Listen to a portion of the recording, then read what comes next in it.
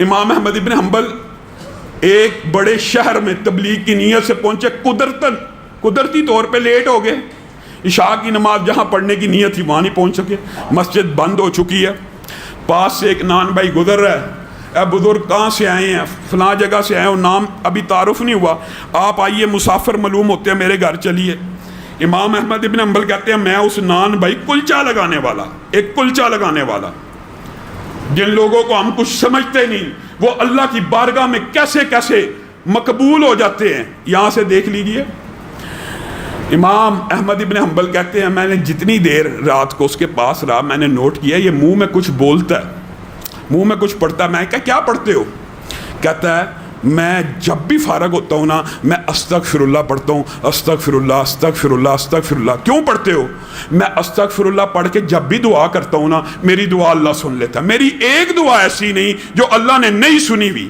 ہاں 20 برس گزر گئے ہیں، ایک دعا کرتا ہوں لیکن مجھے یقین ہے میرا رب میری وہ دعا بھی پوری کرے گا۔ میرے پاس پیسہ نہیں ہے اس ملک میں جانے کا، اس قصبے میں جانے کا، میں اللہ سے دعا کرتا ہوں موت سے پہلے امام احمد ابن حنبل کی زیارت کروا دے۔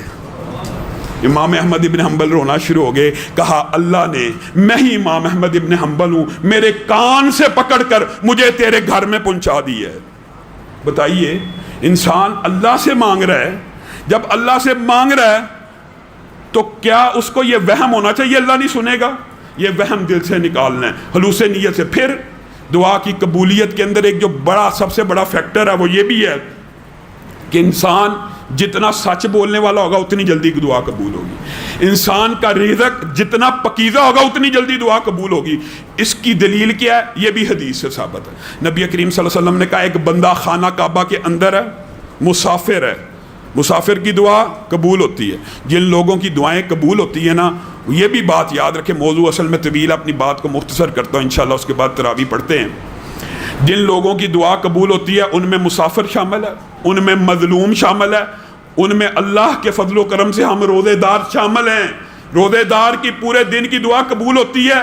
ایک فضیلت یہ عمومی اور دوسری افطاری کے وقت کی قبول ہوتی ہے، یہ خصوصی فضیلت ہے۔ جب بھی افطاری کا وقت ہو کچھ دیر قبل دعا کیا کیجئے تاکہ اللہ تعالیٰ افطاری کے وقت کی بھی دعاؤں کو سنتا ہے۔ پھر جمعے کے دن اللہ تعالیٰ نے ایک گھڑی رکھی ہوئی ہے دعا کو سننے کی۔ پھر اذان اور اقامت کے مابین اللہ تعالیٰ نے ایک طویل موضوع ہے، جب موقع آیا انشاءاللہ تفصیل بیان کریں گے، صرف آپ یاد کریں کہ موقع کیا کیا ہے۔ اذان اور اقامت کے مابین جو وقت ہے اس کو دعا کے لیے مختص کریں، بارش ہو رہی ہو اس کو دعا کے لیے مختص کریں، دوران بارش بھی۔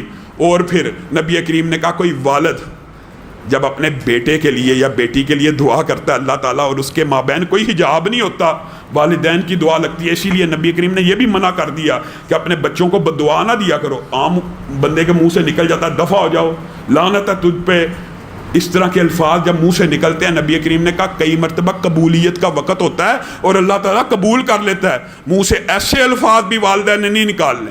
تو میں کہہ رہا تھا وہ حدیث کیا ہے، خانہ کعبہ کے اندر بندہ کھڑا ہے، مسافر ہے، بال بکھرے ہوئے ہیں، مٹی لگی ہوئی ہے، اور رب کو کس نام سے پکار رہا ہے؟ یا رب، یا رب۔ یہ ایک ایسا نام ہے جس سے پکارنے والا اگر کافر بھی ہو نا، کافر بھی، تو اللہ تعالیٰ اس کی بھی سن لیتا ہے۔ اور یہ بات میں اپنی طرف سے نہیں کہہ رہا، قرآن پاک کے متعدد دلائل اس بات کے اوپر ہیں، حتیٰ کہ ابلیس اعظم جس نے قیامت تک پوری دنیا کو گمراہ کرنا تھا، جب اللہ تعالیٰ نے اسے نکالا، اس نے رب کو اس نام سے پکارا تھا اور کہا تھا اللہ قیامت تک کی مہلت دے دے۔ وہ جو کائنات کا سب سے بڑا ظالم تھا، اس نے اگر رب کو پکارا، رب نے اس کو قیامت تک کی مہلت دے دی۔ تو اور میں اللہ کے بندے ہو کے اگر رب کو پکاریں گے تو اللہ تعالیٰ ہمیں نہیں عنایت کرے گا؟